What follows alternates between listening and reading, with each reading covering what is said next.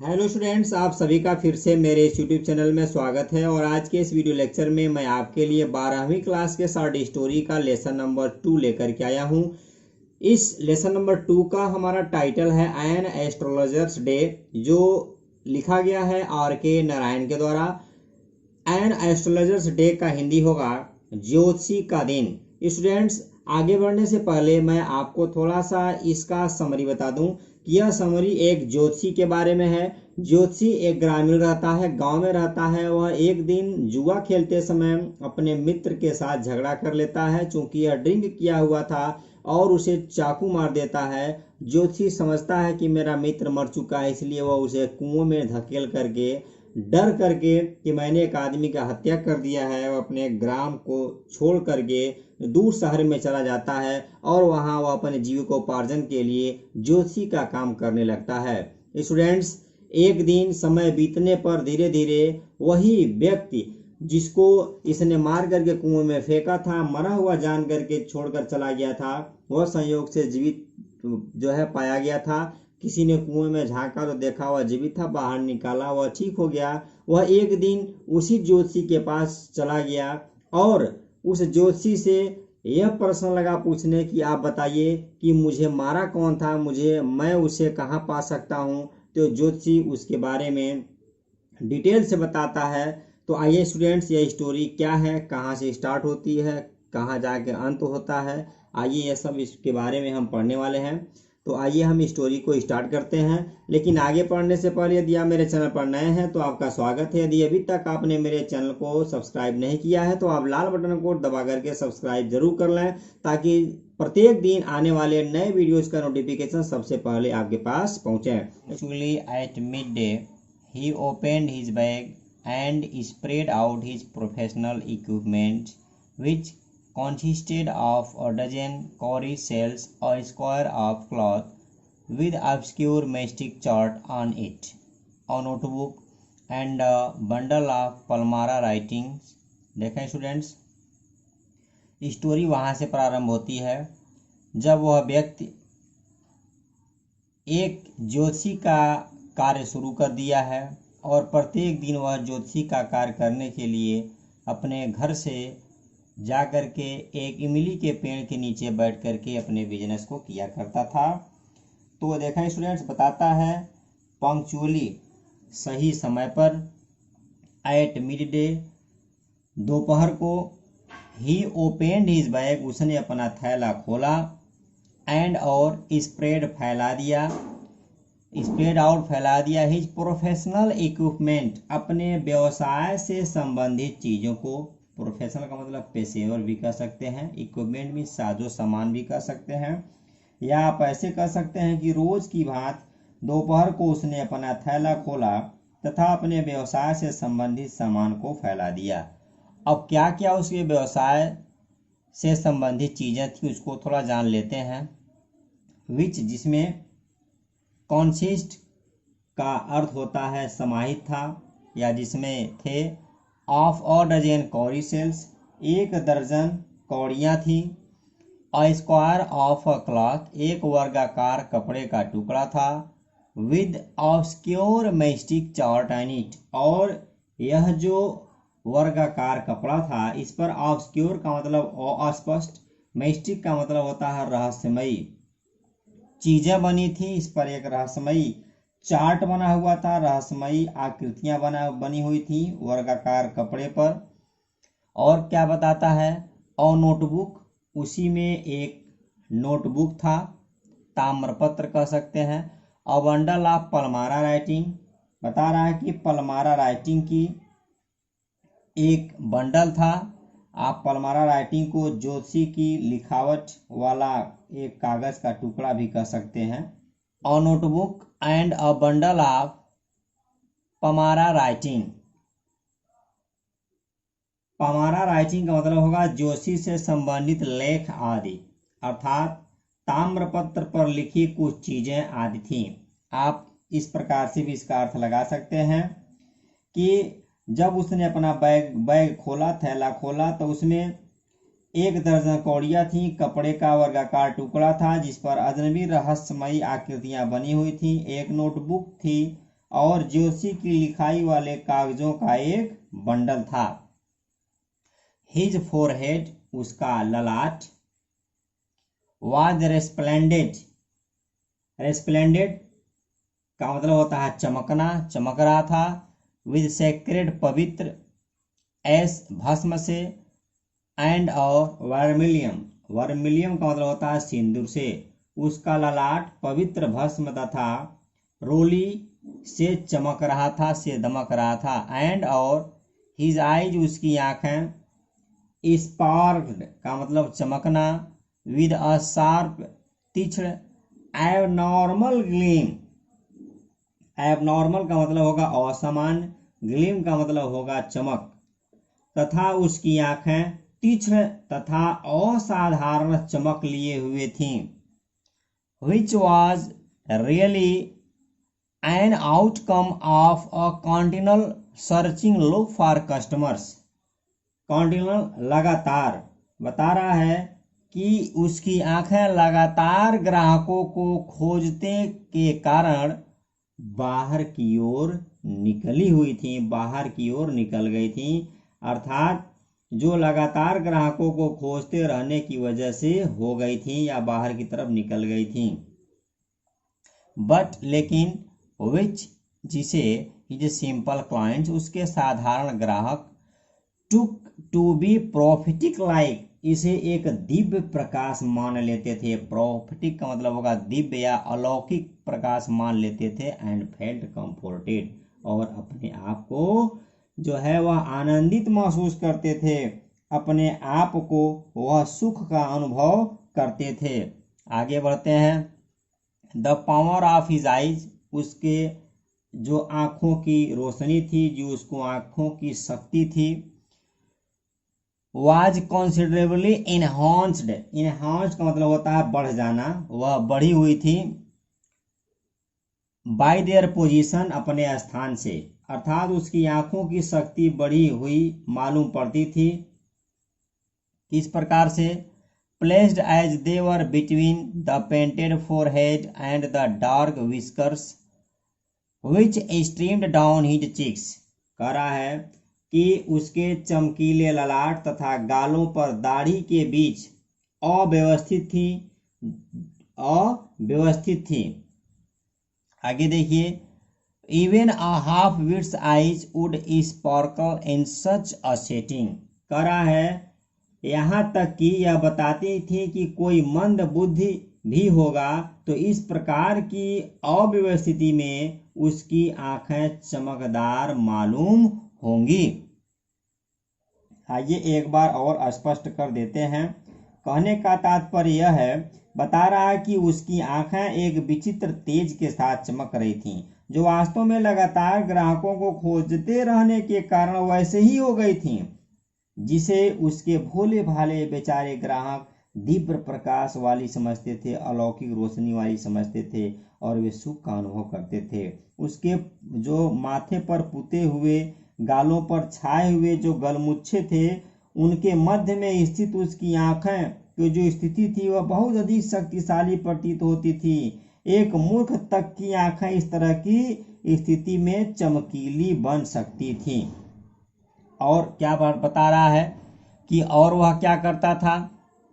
देखें, बता रहा है कि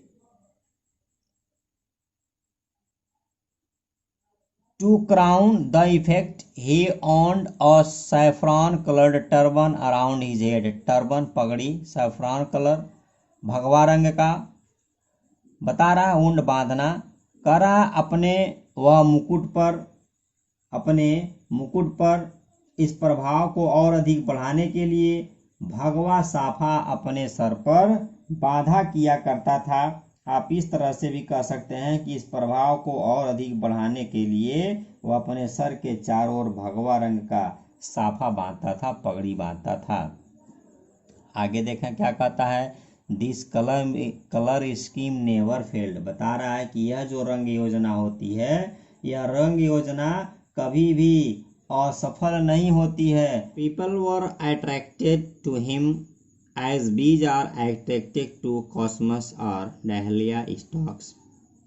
लोग उसकी तरफ इस प्रकार आकर्षित होते थे जैसे कॉस्मस या डहेलिया की ओर मधुमक्खियां आकर्षित होती हैं।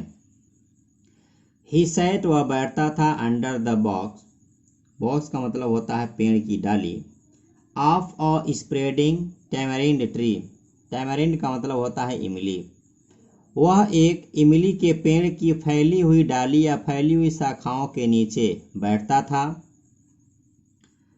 आगे क्या कहता है, which flanked a path running through the town hall park, बता रहा है कि जहां से रास्ता टाउन हॉल पार्क की ओर जाता था। It was a remarkable place in many ways, कई तरह से अगर देखा जाए, कई मायनों में देखा जाए तो यह एक बहुत ही बढ़िया, बहुत ही अच्छा स्थान था। आगे क्या कहता है, in a surging crowd was always moving up and down this narrow road, इस सकरी गली से, इस सकरी सड़क से काफ़ी ढेर सारी भीड़ जो है उमड़ती जाती थी, काफ़ी ढेर सारी भीड़ लगती थी। मॉर्निंग टिल नाइट, अर्थात सुबह से लेकर के रात तक। सर्जिंग का मतलब होता है उमड़ते रहना, रिमार्केबल का मतलब होता है खास तौर पर, अर्थात बता रहा है कि जहां से रास्ता टाउन हॉल पार्क की ओर जाता था, कई मायनों में यह एक अच्छा स्थान था। सुबह से लेकर के शाम तक बहुत ज़्यादा भीड़ इस सकड़ी सड़क से आती जाती रहती थी। अब इस रास्ते पर कई तरह के बिजनेस या व्यापार करने वाले लोग थे। देखें कौन कौन लोग वहाँ करते थे अपना व्यापार। A variety of traders and occupations was represented all along its way, बता रहा है कि इस रास्ते पर विभिन्न प्रकार के व्यवसायों तथा व्यापारों का प्रतिनिधित्व था। कौन कौन वहाँ जो है अपने बिजनेस को करने वाले थे। देखें, मेडिसिन सेलर्स, दवा विक्रेता थे। Sellers of stolen hardware and junk, बता रहा है कि चुराए हुए काठ कबाड़ के विक्रेता थे, चोरी के सामान बेचने वाले यहाँ पर थे। इतना ही नहीं, एंड एबव ऑल, और इन सब के बावजूद, एन ऑक्शनर, एक नीलाम करने वाला, नीलाम करता, ऑफ चीप क्लॉथ, सस्ते कपड़ों का, who created enough din all day to attract the whole town, जो पूरे कस्बे को, पूरे शहर को अपनी ओर आकर्षित करने के लिए दिन भर शोर शराबा, डीन का तात्पर्य यहाँ शोर शराबा होगा, शोर शराबा किया करता था कपड़े वाला। बताता है, नेक्स्ट टू हिम, उसके बगल में, द वैसी फेरसनेस का मतलब होगा भी शोरगुल करने वाला था। Came a vendor of fried groundnut, इसके बाद एक भुनी हुई मूंगफली का विक्रेता आता था। Who gave his ware a fancy name each day, जो प्रत्येक दिन अपने सामान को एक नया नाम दे दिया करता था। किस प्रकार से, कौन कौन सा नाम देता था जाने। कॉलिंग इट बॉम्बे आइसक्रीम, अपने इस मूंगफली को बॉम्बे आइसक्रीम कहता था। वन डे, एक दिन, एंड और ऑन द नेक्स्ट डे, अगले दिन, दिल्ली आलमंड, दिल्ली का बादाम कहता। एंड और ऑन थर्ड, और तीसरे दिन, राजा डेलीकेसी, राजा का मिठाई कहता। And so on and so forth, and people flocked to him, flock का मतलब होता है एकत्र हो जाना, और कह दिया करता था तथा लोग उसके पास एकत्रित या इकट्ठे हो जाया किया करते थे। देख लें, भुनी मूंगफली वाले के बारे में बता रहा है कि भुनी मूंगफली वाले का जो प्रत्येक दिन अपने सामान को सुंदर नाम दे दिया करता था। किसी दिन उसे बम्बई की आइसक्रीम कह देता था, अगले दिन उसे दिल्ली के बादाम कहता, और तीसरे दिन वह राजा की मिठाई आदि कहता इत्यादि कहा करता था। तथा उसके चारों तरफ लोग जमा रहते थे, चारों तरफ लोग उसके जमा रहते थे। फ्लॉग्ड एकत्रित होना, जमा। Considerable portion of this crowd dialled before the astrologers too, इस भीड़ का एक बड़ा भाग ज्योतिषी के पास भी इकट्ठा होता था। डेलेट का मतलब होगा इकट्ठा होना। द एस्ट्रोलॉजर, ज्योतिषी, ट्रांजेक्टेड, काम चलाता था। हिज बिजनेस, अपने व्यापार का, by the light of the flare, एक लौ से, विच क्रैकल्ड, जो चटक कर जलता था, एंड स्मोक्ड, धुआं निकालता था, above the groundnut heap nearby, जो बगल में मूंगफली बेचता था, जो अपना मूंगफली वह ढेर लगाता था, तब मूंगफली के ढेर के पास चटक चटक कर और धुआं उड़ाते हुए जला करता था, जो दीपक या जो रोशनी देने वाला चीज, उससे वह ज्योतिषी अपने बिजनेस को चलाता था। आगे क्या बताता है, हाफ द इंचेंटमेंट, आधा आकर्षण ऑफ द प्लेस, इस जगह का, was due to the fact, इस वजह से, इसलिए भी था, इस बात से था, it did not have the benefit of municipal lighting, कि यह जो जगह थी, इस जगह पर नगरपालिका की रोशनी की सुविधा उस स्थान को नहीं थी। नगरपालिका ने वहाँ कोई बिजली का व्यवस्था नहीं कराया था। The place was lit up by shops lights, यह जगह वहाँ की दुकानों के रोशनी से प्रकाशित होती थी। 1 or 2 had hissing gas lights, एक या दो के पास फुफकार मारकर जलने वाली या गैस से जलने वाली लाइटें थीं।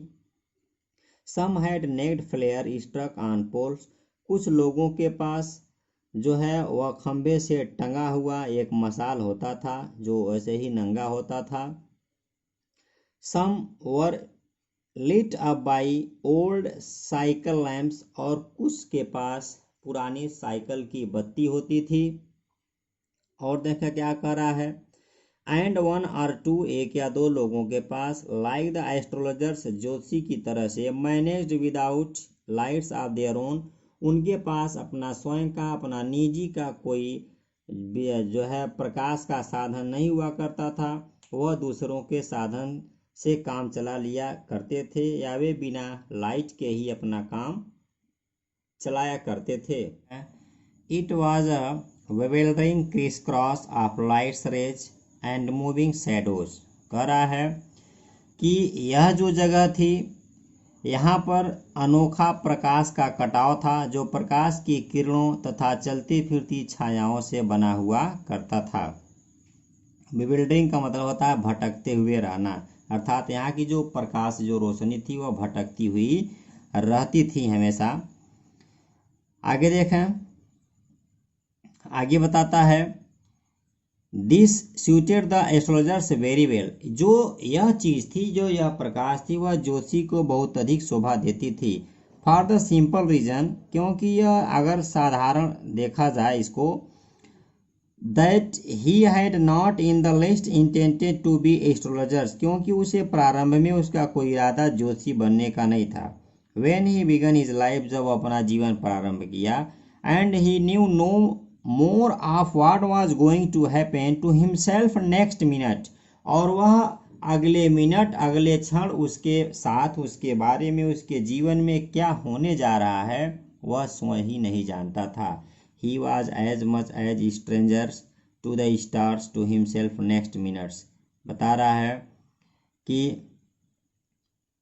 he was as much as stranger to the stars as were his innocent customers, कह रहा है कि वह ग्रह नक्षत्रों के बारे में, वह अन्य चीज़ों के बारे में, भविष्य के बारे में वह उतना ही जानता था जितना कि उसके भोले भाले ग्राहक जानते थे।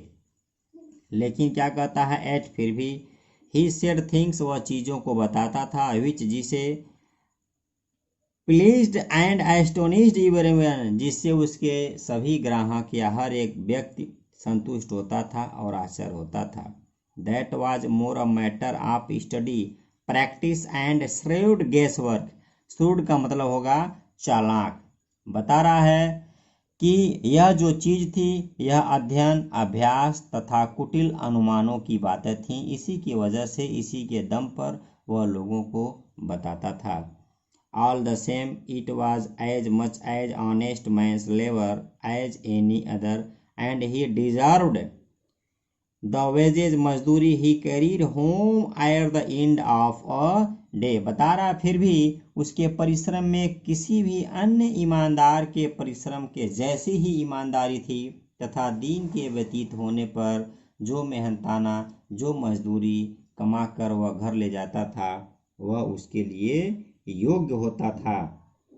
देखा स्टूडेंट्स, यहाँ बता रहा है कि यह जो ज्योतिषी था वह अपने बिजनेस को निरीक्षण, अभ्यास, चालाक और अनुमान की बात से चलाता था और वह जो दिन भर कमाता था वह उसके योग्य होती थी। स्टूडेंट्स, चूँकि यह चैप्टर लंबा है तो इसका मैं वीडियो कुल 3 से 4 पार्ट में दूंगा। आप इस फर्स्ट पार्ट को देखें, तैयार करें, फिर हम नए वीडियो में इसका अगला पार्ट लेकर के मौजूद होते हैं। तब तक के लिए गुड बाय। देखिए students, he had left his village without any previous thought or plan। had left past perfect tense है। वह बिना किसी पूर्व योजना या विचार के ही अपने गांव को छोड़ दिया, अपना गांव छोड़ दिया। If he had continued there, यदि वह वहाँ रहा होता, अर्थात अपने गांव में रहा होता, he would have carried on the work of his forefathers. Forefathers means होगा पूर्वज। तो वह अपने पूर्वजों का काम कर रहा होता। क्या करता? नेमली टिलिंग द लैंड, कर रहा है वह जमीन को जोतता, लिविंग रोजी रोटी कमाता, मैरिंग शादी करता, एंड और ripening in his corn field, और अपने खेतों में जो उसको अनाज पक जाते उनको वह काटता, एंड और एंसेस्ट्रल होम, बता रहा है एंसेस्ट्रल अर्थात पूर्वजों का, होम मतलब होगा घर, अर्थात वह अपने पूर्वजों के बनाए हुए घरों में रहता। लेकिन होना कुछ और था, बट लेकिन that was not to be, लेकिन ऐसा नहीं हुआ। He had to leave home, उसे घर छोड़ना पड़ा, विदाउट टेलिंग एनीवन, बिना किसी को बताए, एंड और कुड नॉट रेस्ट, वह आराम नहीं किया, वह तब तक नहीं रुका, टिल जब तक कि he left it behind a couple of hundred, couple of hundred, 100 का कपल अर्थात 200 माइल्स यानी मील, जब तक वह अपने गांव से 200 मील की दूरी नहीं तय कर ली तब तक वह रास्ते में कहीं नहीं रुका। टू अ विलेजर, एक गांव वालों के लिए, एक ग्रामीण के लिए, it is a great deal, यह बहुत बड़ी बात थी।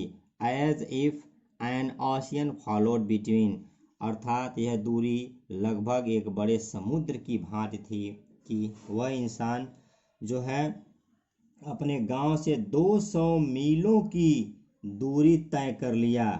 अर्थात आप इस तरह से कह सकते हैं कि ये गांव वालों के लिए यह बहुत बड़ी बात थी कि उन दो स्थानों के बीच में एक लहराते हुए महासागरों वाली दूरी थी, इतनी दूरी वह तय किया।